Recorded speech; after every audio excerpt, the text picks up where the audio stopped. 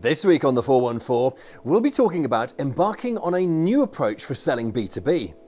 It involves stepping away from focusing purely on features and benefits, and instead standing up and standing out for something through storytelling.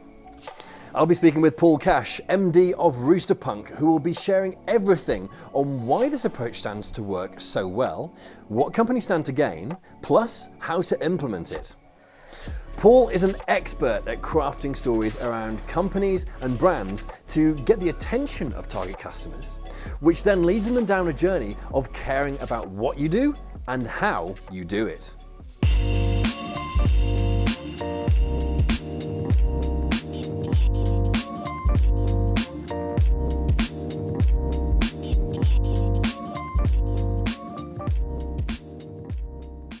Good morning. My name's James Rostance and this is the 414 Live, here on LinkedIn Live each and every Thursday morning at 11:30 a.m.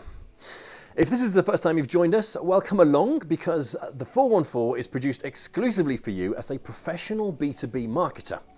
And the purpose of the show is to help you expand and enhance your professional knowledge each and every week.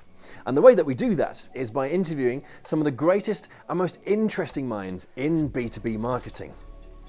So, my guest this week is on a personal mission to humanize B2B marketing, moving away from the old product-centric model and moving towards a more human-centric approach, focusing on the person rather than the product.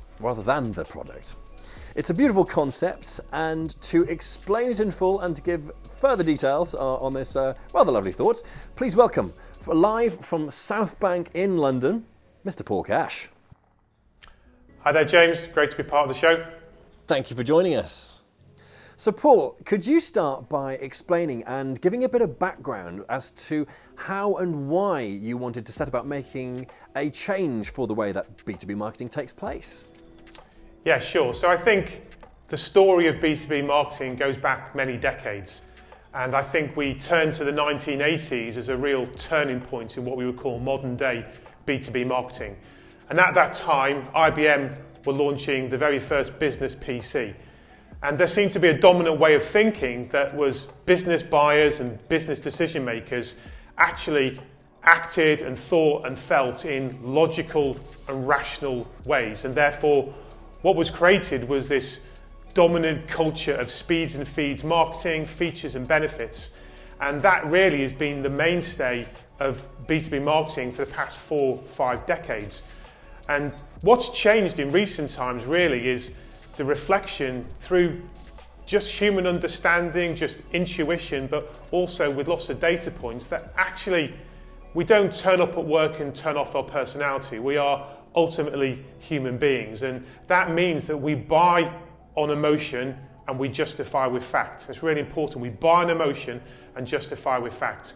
And the challenge in B2B is that every B2B company organisation has more justify with fact content than they can shake a stick at, but they're really lacking in that human engaging content and stories and brands that make people really feel something about the business. And to me, that was a really important change of direction in B2B that I wanted to be part of.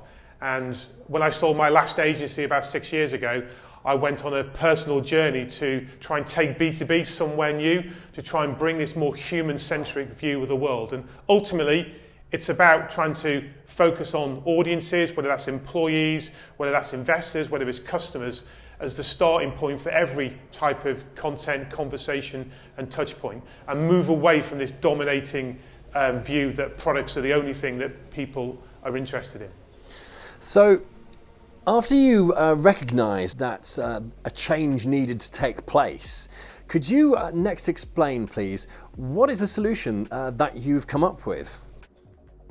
Yeah, so I think there's a real insight that I think drives my personal way of thinking, which was in this modern world, people simply don't just want to buy from you, they want to buy into you. And if you believe in this, it fundamentally changes the way you think about marketing. And so that was a really important pivot for me personally. And so that way of thinking meant that actually people don't just want to understand the finer things and details about your product, but they want to understand more about your organization, its purpose, what it stands for, how your culture impacts the world, how your stance on the environment and society and other issues. And that, to me, is what makes the really interesting landscape of B2B exciting for not just the dominant B2B brands that we're all aware of, but this new emerging generation of companies that are trying to make a difference and to disrupt marketplaces and categories. There's a real emotional core to what they do, and that's what really excites me. So what are the reasons why this all stands to work? So I think as a society we've evolved and changed. I think the millennial generation that we hear so much about, they are 35-year-olds these days in important positions within business, have important buying power. I think from all the research, they think and feel in a different way than their parents did. There is a growing trend in society that from the point of the last recession that we're evolving to be more value-led, a bit more compassionate. The median age of society has gone past 40 years of age for the first time ever. And once we get past that point, we tend to care more as human beings and be less egotistical and self-interested. And I think all of these play out in the world of B2B, that people are looking for something different now. And it really is a timing thing. Everything has its day, and I think the modern version of B2B marketing is evolving and changing to reflect something that is culturally relevant to the society that we're in today. So why is this then a better approach, in your opinion, compared to traditional methods? So it's a really interesting choice of words, because I would say it's a different approach rather than a better approach. So there's better versions of this product view of B2B marketing, but taking a human-centric approach is a different approach.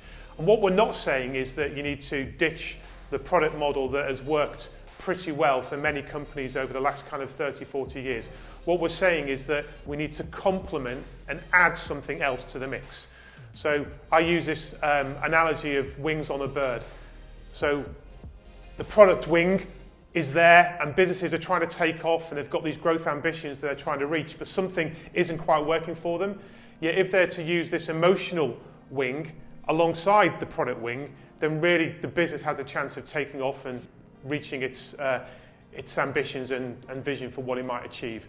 And so it really is a question of how we complement this emotional narrative around what businesses stand for with the more functional product stuff that is kind of the mainstay of what most people understand B2B marketing to be about.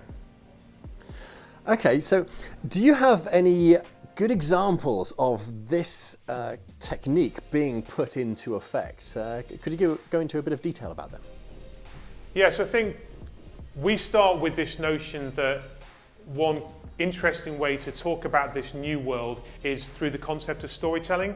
So lots of companies recognize the need these days that they need to have a story to tell.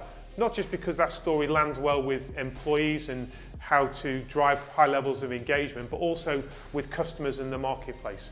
And so we work quite hand in hand with lots of companies, whether they are VC funded, early stage scale-ups, or whether they're large corporate brands, around trying to tell what we would call their organizing story.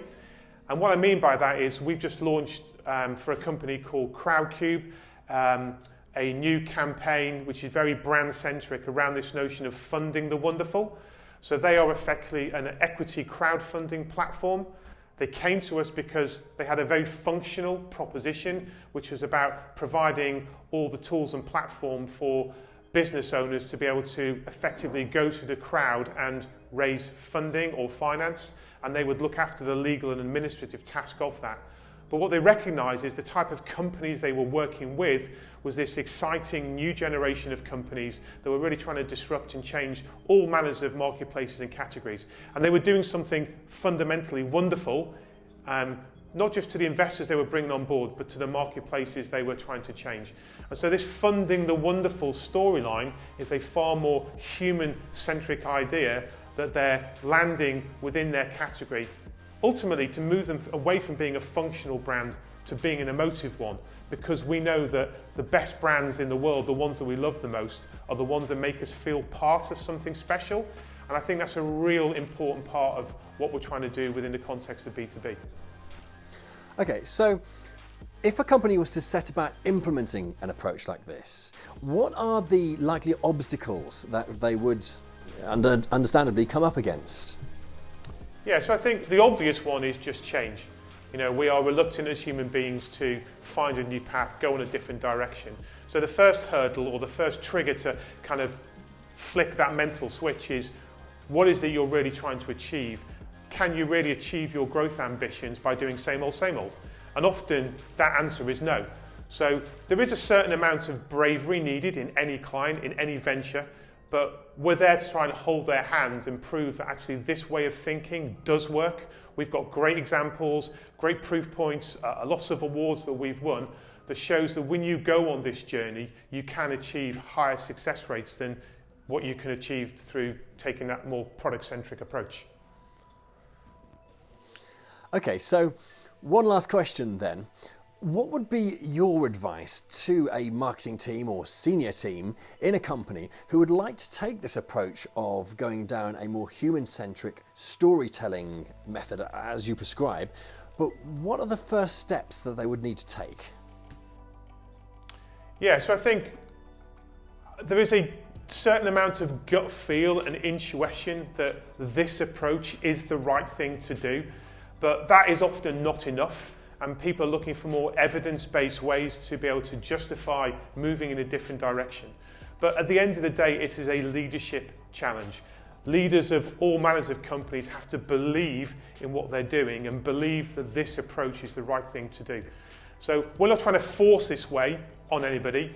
We're not saying it's the only way. We're just saying that it is definitely a more modern interpretation of how companies need to grow, to be more purpose-driven, brand-centric, and to use emotion as a way to really engage audiences around what they do. And if they can get that high level of engagement in their business, then that often translates to success in whatever metrics that might be in terms of revenue, subscriptions, or whatever else.